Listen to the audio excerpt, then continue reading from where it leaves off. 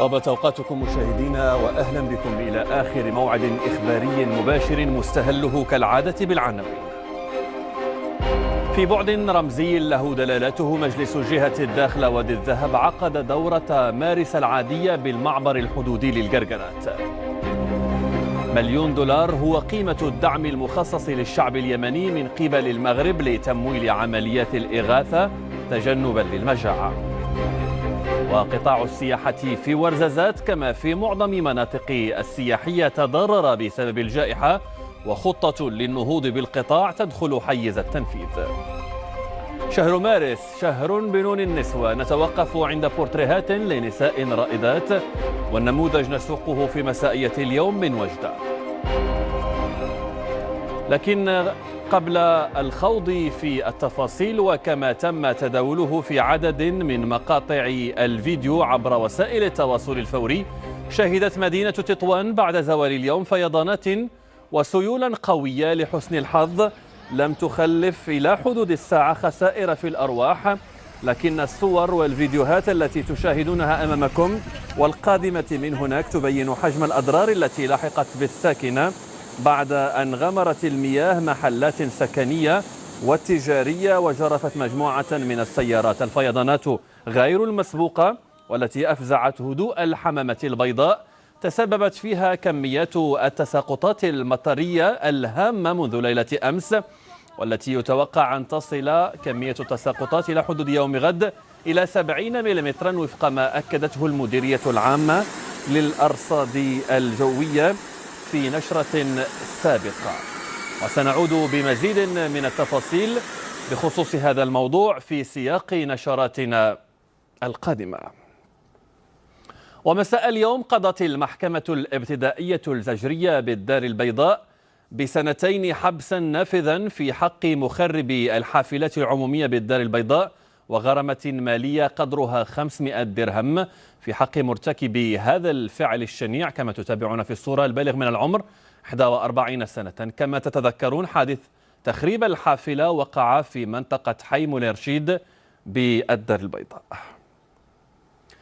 بمعبر الجرجرات الحدودي وفي بعد رمزي له دلالته، انعقدت اليوم دورة مجلس جهة الداخل وادي الذهب، حيث صدق المجلس خلال أشغال دورته العادية لشهر مارس على عقد برنامج بين الدولة والجهة يهم تنفيذ المشاريع ذات الأولوية، والتي خصص لها غلاف مالي بقيمة تفوق 570 مليون درهم. ريبورتاج نزار بحوت والمتابعة لخالد نجدي.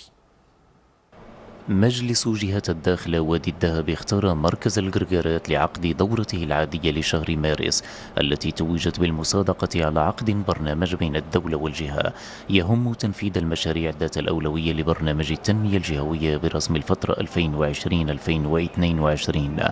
عقد الرصيد له غلاف مالي بقيمة 574 مليون درهم، ويرمي لتحسين الجاذبية الاقتصادية ودعم التنافسية وتقوية البنية التحتية الطرقية وتعزيز التعليم العالي. انعقادها يجي في إطار تدعيم الوحدة الوطنية والترابية للبلد، والحقيقة نشكر من اختار هذا الموقع وبالذات في هذا الظرف الذهول. بطبيعة الحال الدورة جدول أعمالها فيه نقاط جد مهمات تتعلق بعقد برنامج بين الجهة والدولة، فيه مشاريع ذات أهمية قصوى بالنسبة للتنمية المستدامة بالجهة. هذه الدورة تميزت كذلك بالمصادقة على مشاريع يبلغ عددها 14 مشروعا، وتهم جاذبية المجال والتنافسية الاقتصادية والإدماج الاجتماعي. المغرب الآن في عرضه ينمي ويقوم بإنجاز المشاريع، وإذا كان هناك من يريد عرقلة هذه التنمية فعليه أن فهذا ضرب من ضروب الخيال. وبالتالي المغرب ماضي في التنمية، ماضي في تطوير هذه البنيات التحتية في الأقاليم الجنوبية، ماضي في خلق الثروة، ماضي في خلق الشغل، ماضي في تطوير الاقتصاد وجعل هذه الجهات الجنوبية يعني أقطاب اقتصادية واعدة. دورة الجرجرات تناولت أيضا برامج خاصة بالنساء وتهدف إلى التمكين الاقتصادي للمرأة بجهة الداخل وادي الذهب وتعزيز دورها في التنمية الاقتصادية والاجتماعية. ومجلس جهة الرباط سلا القنيطرة هو الآخر عقد دورته العادية برسم شهر مارس، حيث تم تقديم حصيلة تنفيذ برامج التنمية الجهوية الذي بلغت قيمة مشاريعه ما يفوق 4 ملايير درهم. عبد الحميد المرابط وهشام السني. بفضاء حضري أخضر تفوق مساحته 260 هكتارا وحزام أخضر بمساحة 1060 هكتارا، كرست الرباط صورة الحاضرة النموذجية للمدن الخضراء التي توفر لساكنتها متنفسات حيوية للتنزه والاستجمام. تغيير كبير بالاخص في المدن الكبيره، ومازال هادشي غادي كيتزاد، لان هاد لاكورنيش هذا مازال غادي حتى لهرورا، يعني ان مساله هادشي غادي كيكثر بزاف الحمد لله. حنا بالتغير بزاف دابا هنا في الرباط، هاد المساحات الخضراء وهادشي دابا كاين فين تخرج وفين تدور، فين تخرج وليدات ديالك. الفضاء الأخضر والمناطق الخضراء هي في حاجة إلى تدبير بمقاربة جديدة، مقاربة تستحضر البعد البيئي في شراكة مع البعد التنموي. ولتدبير وصيانة الحدائق والمنتزهات، صادق مجلس جهة الرباط سلا القنيطرة في أشغال دورة مارس على مساهمة المجلس في إحداث شركة التنمية المحلية الرباط مدينة خضراء، فضلا عن تقييم حصيلة تنفيذ برنامج التنمية الجهوية للمجلس. وصلنا 79% في تنفيذ هذا البرنامج بمبلغ اجمالي ديال 37 مليار ديال الدرهم من اصل 47 مليار، و1214 المشروع اللي هي منها 44% انجزت. غادي نوقفوا عند كذلك الحصيله نتاع العمل على المستوى الاقتصادي والاجتماعي، والحمد لله كاين مجموعه مشاريع ما زالت في طور الانجاز. جدول أعمال دورة مارس تميز أيضا بالمصادقة على اختيار إحداث شركة للتنمية الجهوية للتراث كنمط لتدبير التراث الثقافي المادي واللامادي والمحافظة عليه وتثمينه. وعمل المجالس الجهوية واختصاصاتها تحت مجهر عبد الحفيظ المنور في حديث في السياسة. مرحبا بك عبد الحفيظ. أهلا وسهلا زكريا. إذا نتحدث عن عقد من الزمن عن دسترة المجالس الجهوية ومرور 5 سنوات على التطبيق، ما هو تقييمك لعمل هذه المجالس؟ نعم زكريا، وأنا بدوري أطرح مجموعة من التساؤلات والتي تحمل في طياتها الغايات من وراء إقرار هذا الورش الذي هو الجهوية. هل لدينا اليوم جهات قوية؟ هل يتوفر المغرب على جهات مستقلة عن الرباط المركز من حيث التدبير؟ هل حققت الجهات أهداف التنمية؟ هل باتت الجهات تصدر التنمية؟ هل باتت تنافسية؟ على المستوى التشريعي وبالرجوع لدستور 2011 دخل مفهوم الجهوية بالمغرب عهدا جديدا، ترسيخ الجهوية المتقدمة كأحد ثوابت الأمة باعتباره التنظيم الترابي للمملكة، تنظيما لا مركزيا يقوم على الجهوية المتقدمة، يتضمن مقتضيات متعلقة بالتدبير الجهوي والحكامة الترابية والتنمية الجهوية والمندمجة وتعزيز اللاتمركز الإداري. الدستور أفرد للجهات والجماعات الترابية بابا كاملا، الباب العاشر ب9 فصول، أولاها الفصل 135 والذي يعرف الجماعات الترابية للمملكة بكونها هي الجهات والعمالات والأقاليم والجماعات، وهي دلالة قوية على مستوى البناء الدستوري من حيث التنصيص على الجهوية المتقدمة. من أول فصل باتت الجهة تساهم في السياسة العامة للدولة وفي إعداد السياسات الترابية من خلال ممثليها في مجلس المستشارين. هي إذن اختصاصات كبيرة وإمكانيات مهمة، غير أنه على أرض الواقع ظهرت عدة إكراهات زكريا. إذن ما هي أهم هذه الإكراهات عبد الحفيظ؟ نعم زكريا، تناط بالجهة مهام النهوض بالتنمية المندمجة والمستدامة. لتحقيق ذلك تمارس الجهة اختصاصات ذاتية واختصاصات مشتركة مع الدولة واختصاصات منقولة إليها. التجربة الحالية أظهرت بعض النواقص والمرتبطة أساسا بمساطر إخراج برنامج العمل وتنزيله وبتدبير الموارد البشرية، وكذا بعلاقة المجلس بسلطة المواكبة والتأشير على قرارات رؤساء المجالس الجماعية. بعد انتخابات 2015 شرعت بعض المجالس في العمل، بينما أخرى عرفت بعض المشاكل والعراقيل، والسبب ظهر للعموم حينها، ومنها الحروب والصراعات الداخلية أو ما بات يعرف بالبلوكاج بين المنتخبين أنفسهم أو مع سلطة الوصاية أو والي الجهة. هناك أيضا إكراهات موضوعية مرتبطة بتأخر صدور الميثاق الوطني للتمركز الإداري، والذي يعتبر خارطة الطريق ومدخلا أساسيا لتدعيم مسلسل اللاتمركز الإداري وترسيخ مفهوم الجهة وجعلها أداة فعالة في خدمة التنمية الاقتصادية والاجتماعية. زكريا، إذن الرهان على الفترة الثانية والولاية الثانية من بعد الانتخابات المقبلة لتكون الجهات قوية لتتمكن من تنزيل النموذج التنموي الجديد الذي ستباشره المملكة بعد أيام أو بعد شهور. نعم، شكرا جزيلا لك عبد الحفيظ النور، واللقاء يتجدد بك في حديث جديد في السياسة الأسبوع المقبل. مرحبا زكريا. استجابة لنداء المنتظم الدولي لمساعدة اليمن وتمويل عمليات الإغاثة تجنبا للمجاعة، أعلن ناصر بوريطة وزير الشؤون الخارجية والتعاون الإفريقي والمغاربة المقيمين بالخارج اليوم أن جلالة الملك محمد السادس أمر بتقديم مبلغ $1,000,000 لفائدة الشعب اليمني مساهمة من المملكة المغربية في الجهد التضامني الدولي لمساعدة هذا البلد. محمد القنت ويوسف لطفي. في إطار خطة الاستجابة السنوية لليمن، أكدت المملكة المغربية بقيادة صاحب الجلالة على ضرورة إيلاء أهمية قصوى للجوانب الإنسانية، حيث أمر جلالته بتقديم مبلغ $1,000,000 لفائدة الشعب اليمني، وذلك مساهمة من المغرب في الجهد التضامني لمساعدة هذا البلد. كما أكد المغرب على لسان وزير الخارجية في كلمة خلال هذا الاجتماع على الحاجة الملحة والعاجلة لتفادي شبح المجاعة الذي يتهدد 16 مليون يمني خلال هذه السنة، مما يقتضي جهدا تضامنيا دوليا واسعا، مشيدا بدور وكالات الأمم المتحدة في إيصال المساعدات الإنسانية إلى الشعب اليمني الشقيق. وطالب أيضا بتمكينها من أداء عملها بدون عوائق، مشيرا إلى أن المساعدات الإغاثية مكنت هذه الوكالات العاملة في اليمن مرحليا من التخفيف من وطأة شبح المجاعة والأمراض التي تتربص بالشعب اليمني.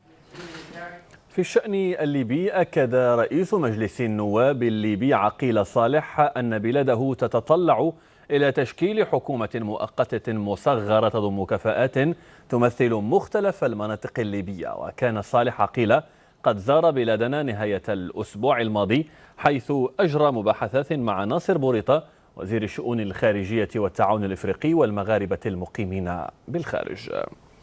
وللتعليق على الموضوع ينضم إلينا مباشرة من الرباط الدكتور الموسوي العجلاوي، أستاذ باحث بمركز أفريقيا والشرق الأوسط للدراسات. إذن مساء الخير دكتور. كما تابعنا في تصريح صالح عقيل أن الليبيين يتوقون لتشكيل حكومة وحدة وطنية. أين وصلت مستجدات الملف الليبي وأنت تتابع هذه المستجدات وهذه المسارات؟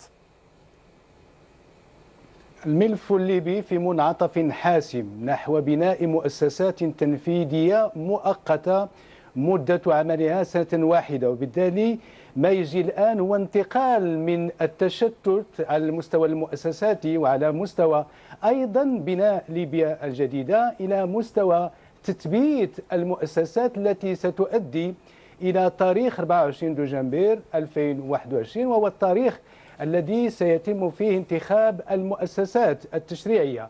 فبالتالي كل تصريحات الآتية الآن من الأطراف الليبية تتوجه نحو بناء هذه المرحلة. كما ذكرت السي زكريا أن يوم الجمعة الماضي عندما زار صالح عقيل المغرب في تصريح صحفي مع وزير خارجية ناصر بوريطة، أكد أنه سيتم استدعاء مجلس النواب للموافقة على الحكومة التي قدمها دبيبة الذي تم أيضا انتخابه من لدن مجلس الحوار السياسي. وبالتالي في اليوم نفسه صدر بلاغ مكتوب يدعو فيه مجلس النواب إلى الاجتماع لإعطاء الثقة لهذه الحكومة، وذلك يوم 8 مارس المقبل. فإذا ما تم ذلك أعتقد أن ذلك سيكون نهاية لمرحلة من الصراع والتشتت نحو توحيد المؤسسات، وهذا ما بدأ.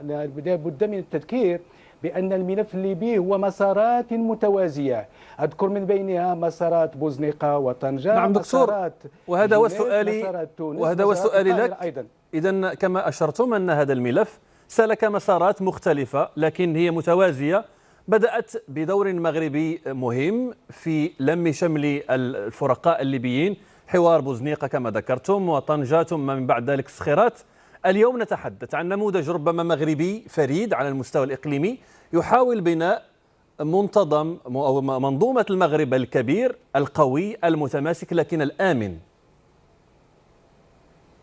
بطبيعة الحال بأن هذه من توابت السياسة الخارجية الإفريقية للمغرب. جميع كل الدراسات كل الأطروحات التي تمت تؤكد على هذه الإحالات في السياسة الخارجية للمغرب.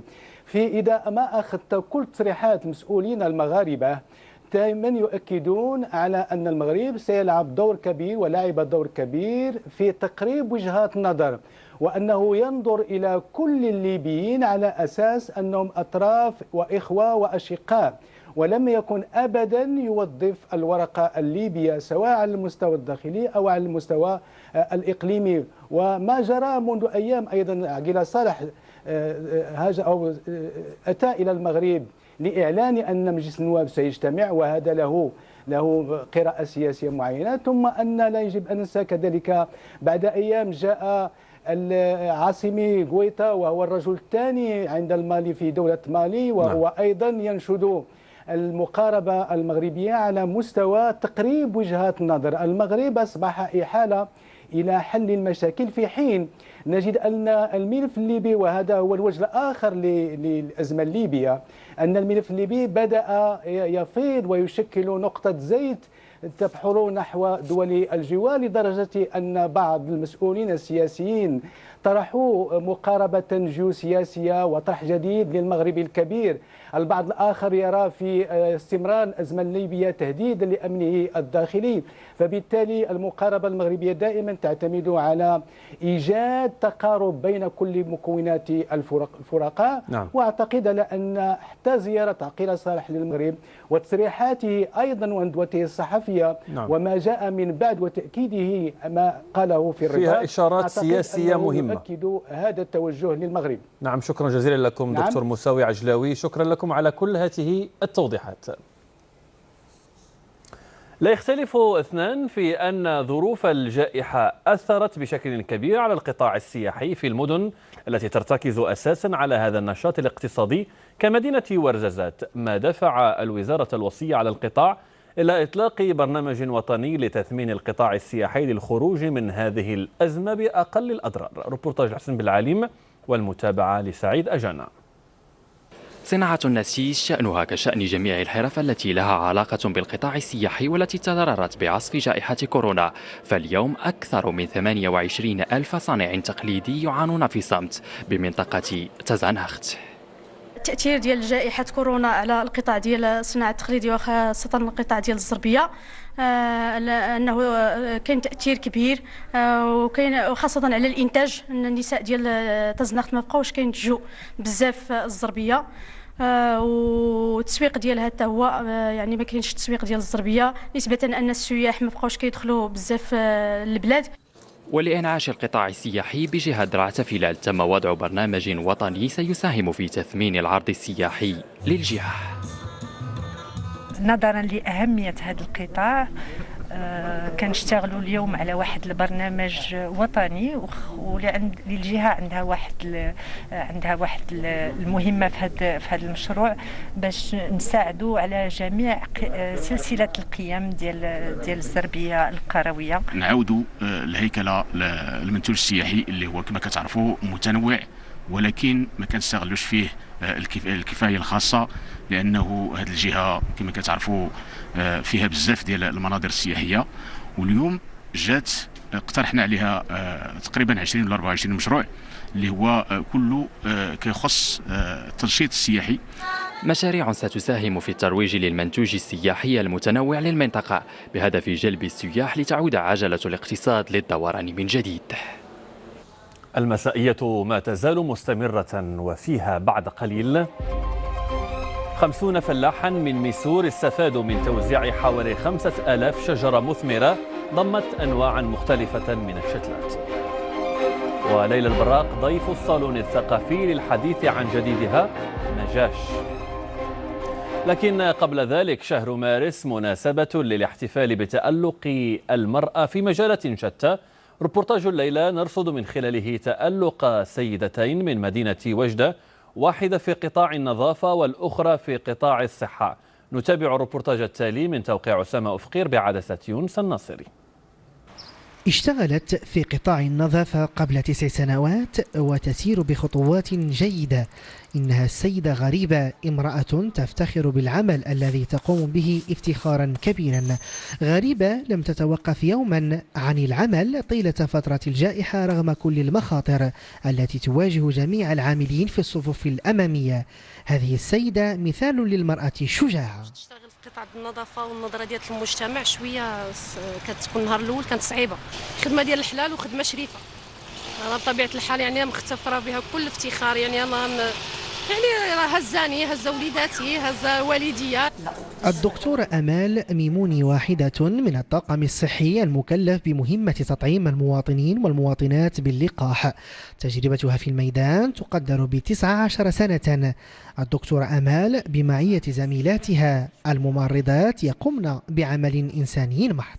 عملية تلقيح المرأة كتلعب فيها واحد الدور مهم، ما نساوش نعبروا على الافتخار والاعتزاز ديالنا بالمشاركة في هذه الحملة ديال التلقيح. حنا كأطر طبية نسائية دونك كنحاولوا نعطيو يعني أكثر من جهدنا. التألق لا يغيب عن المرأة المغربية في جميع المهن التي تمتهنها. المرأة تضحي من أجل خدمة الوطن والمواطن في جميع الأوقات وحتى خلال الأزمات. أجل كلنا فخورون بكن سيداتي. عملية التلقيح تسير بشكل جيد بمختلف ربوع المملكة. عدد المستفيدين من حملة التلقيح الواسعة بلغ إلى حدود اليوم أكثر من 3,568,000 شخص ممن استفادوا من الحقنة الأولى، فيما بلغ عدد المستفيدين من الحقنة الثانية 232,980 شخصا. وفي فقرة أسئلة اللقاح التي نبثها يوميا بهدف توعيتكم وتحسيسكم بخصوص المواضيع المتعلقة بالتطعيم، نتوقف اليوم عند سؤال قد يشغل بال الكثيرين أمام التحور الفيروسي: هل اللقاح المستعمل حاليا يقي حتى من السلالة الجديدة لسارس كوف 2؟ الجواب على لسان الأخصائيين تحاورهم أمينة خباب.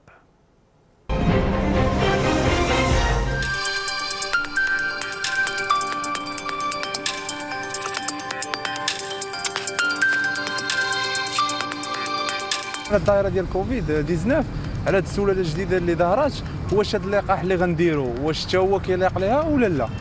عندي واحد السؤال، الا دخلت عندنا السلاله الجديده ديال كورونا المغرب، واش اللقاح ديال لاشين غادي ينفعنا ولا لا؟ هذا اللقاح اللي كنديروا دابا واش غيحمينا من هذه كورونا الجديده ولا ما غيحميناش؟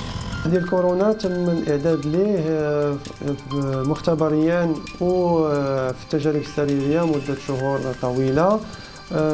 ديك الساعات كانت مازال ما خرجتش هاد الطفرات الجديده او السلالات الجديده، ولكن اغلبيه ديال اللقاحات اعتمدت على مكونات مشتركه اللي كاينه في جميع الاشكال ديال فيروس كورونا المستجد، وبالتالي كنظنوا انه هاد اللقاحات ما غاديش يكون عندها مشكل فاش تحمينا ضد فيروس كورونا بالشكل ديالو الاساسي اللي كان مستجد ديال 2019 او السلالات الجديده، لانها كما ما قلنا قبيله عندها خاصيه مشتركه ديال المناعه ديال المكونات ديال الاجسام ديال الفيروس. كتبقى ان الابحاث السريريه اللي دات مؤخرا بالنسبه للنجاعه ديال هذه اللقاحات على في الحمايه ضد هذه السلالات الجديده كتبين نتائج يعني مطمئنه. وبالنظر إلى الوضع الوبائي، الحكومة قررت تمديد فترة العمل بالإجراءات الاحترازية التي تم إقرارها منتصف يناير الماضي لمدة أسبوعين إضافيين، وذلك ابتداء من يوم غد على الساعة 9 مساء. في جديد الرصد الوبائي ببلادنا، أعلنت وزارة الصحة في نشرتها اليومية تسجيل 112 إصابة جديدة بفيروس كورونا فيما تعافى 299 شخصا. أما سجلات الموتى فقد أحصت 14 وفاة خلال 24 ساعة الماضية. هم 50 فلاحا من سكان منطقة الدويرة السفلى نواحي ميسور استفادوا من توزيع حوالي 5000 شجرة مثمرة ضمت أنواعا مختلفة من الشتلات. مشروع يهدف إلى غرس 1,000,000 شجرة بالمغرب بتنسيق مع عدد من الشركاء. روبورتاج دريس الكهن والتحرير ليونس رفيق. بإمعان كبير يستمع أبناء دوار الدويرة السفلى لشروحات حول أهمية غرس الأشجار وأثرها على المجال البيئي وأيضا على تطوير الاقتصاد المحلي من خلال خلق أنشطة مدرة للدخل قبل المرور للتطبيق. غادي يفيدنا ويفيد ولادنا وولاد ولادنا إن شاء الله وجيال وقايرد لاجر لأي واحد. تنشكر جميع الأطر اللي سهرت على هذا إنجاح هذا المشروع، والحمد لله الساكنة استبشرت خيرا بهذا المشروع. 6000 شتلة لأشجار مثمرة تنوعت أصنافها تم توزيعها من طرف مؤسسة الأطلس الكبير على 50 فلاحا من سكان المنطقة. اللي جبنا 6000 ديال الأشجار، نوع ديال الزيتون، ديال اللوز وديال الكرم. وبطبيعة الحال هذا ماشي هذا فقط باب من مجموعة ديال الأبواب إن شاء الله غادي نخدموا عليها في المستقبل مع المنطقة. المبادرة تدخل في إطار مشروع يهدف إلى غرس 1,000,000 شجرة سنويا بالمغرب، وهو مشروع تعبأ له مجموعة من الفاعلين في 170 بلدا عبر العالم. والفنانة ليلى البراق ستطل على جمهورها من خلال أغنية مجاش، مقطوعة جديدة تستهدف الجمهور المغاربي، ستطلقها ابتداء من يوم غد بإنتاج عربي. الأغنية هي من كلمات المؤلف السوري حسان الرفاعي وتلحين المصري كريم فتحي وتوزيع إسلام الحسن. وحصريا نستمع.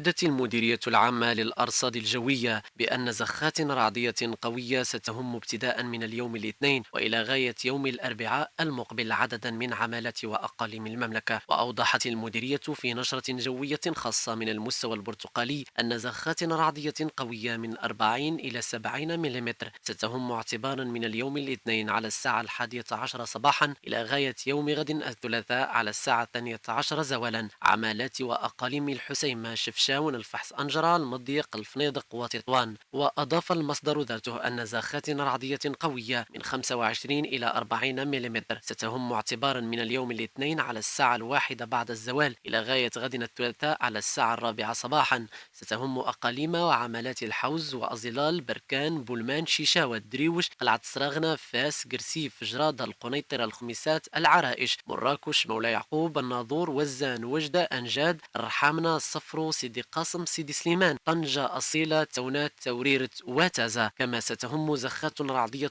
قوية من 30 إلى 40 ملم اعتبارا من غد الثلاثاء على الساعة 12 زولا إلى غاية بعد غد الأربعاء على الساعة 7 صباحا أقاليم وعمالة الحسيمة، بركان، الدريوش، قرسيف، جرادة، الناظور، وجدة، أنجاد، توريرة وتازة. وذكر المصدر ذاته أنه يرتقب نزول زخات رعدية محليا من 15 إلى 25 ملم من اليوم الاثنين على الساعة 4 بعد الزوال إلى غاية يوم غد الثلاثاء على الساعة 4 صباحا بأقاليم بني ملال، الحاجب، فقيق، الفقيه بن صالح، إفران، خنيفرة، خريبقة، مكناس، ميدلت، الرباط، سلا، سطات، تمارا وصخيرات.